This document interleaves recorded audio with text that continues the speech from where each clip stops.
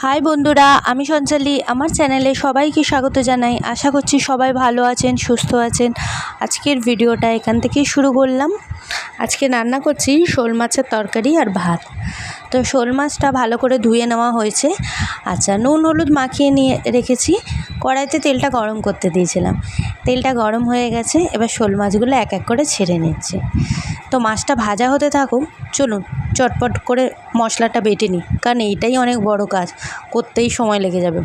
আচ্ছা, পেঁয়াজ নিয়েছি একটু বেশি করে, একটু আদা নিয়েছি, কাঁচা লঙ্কা নিয়েছি।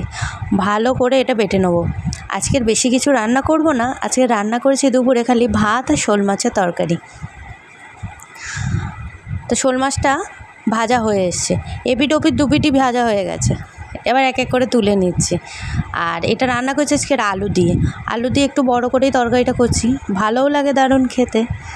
ওই জন্য এই যে আলু দিয়ে দিয়েছি।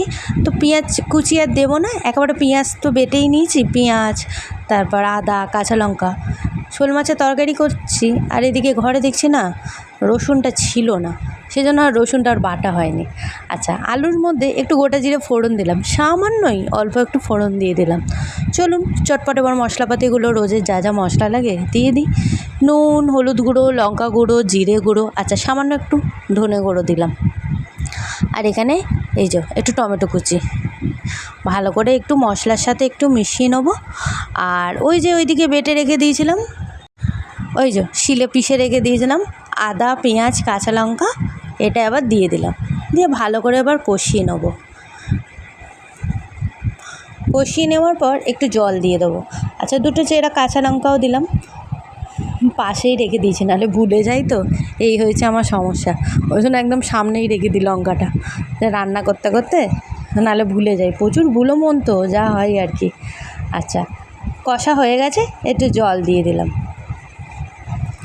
একটু 10 মিনিট মতন ঢাকনা চাপা দিয়ে রাখবো, একটু সিদ্ধ হতে থাকুক। আর আগে ভাতটা রান্না করে রেখে দিয়েছি। আজকে না ঘরে এই সব কিছু কাজ সারতে সারতে আমার দেরি হয়ে গেছে, তাই রান্নাটাও আজকের অনেক দেরি করে ফেলেছি। তো এখন চটপটের জন্য রান্নাটা সারছি, রান্না হয়ে গেলেই খাবারটা বেড়ে দেবো সবাইকে। তো এই যে 10 মিনিট হয়ে গেছে, ঢাকনা চাপা দিয়ে খুলে দেখছি যে আলুটা অনেকটা সিদ্ধ হয়ে এসছে, তাই একে একে সব মাছগুলো দিয়ে দিলাম। আচ্ছা, নামার সময় হয়ে এসছে, এবার তরকারিটা নামিয়ে নেবো, তাই একটু অ্যাড করে দিলাম শাহি গরম মশলা। এই যে আমি সানরাইসের শাহি গরম মশলাটা ইউজ করি। তরকারিটা এই যে হয়েও গেছে, চলুন এবার সবাইকে খেতে দিয়ে দিই, আর নিজেও এবার খাবার নিয়ে বসে পড়ি। এই যে শোল মাছের তরকারি আর ভাত। আমার ভিডিও যদি বন্ধুরা তোমাদের যদি ভালো লেগে থাকে, প্লিজ বন্ধুরা চ্যানেলটিকে সাবস্ক্রাইব করো, লাইক করো আর শেয়ার করো, আর অবশ্যই কমেন্ট সেকশানে জানিও কেমন লাগে আমার ভিডিও। ফিরে আসবো আবার অন্য ভিডিও নিয়ে। আজকের মতন বাই।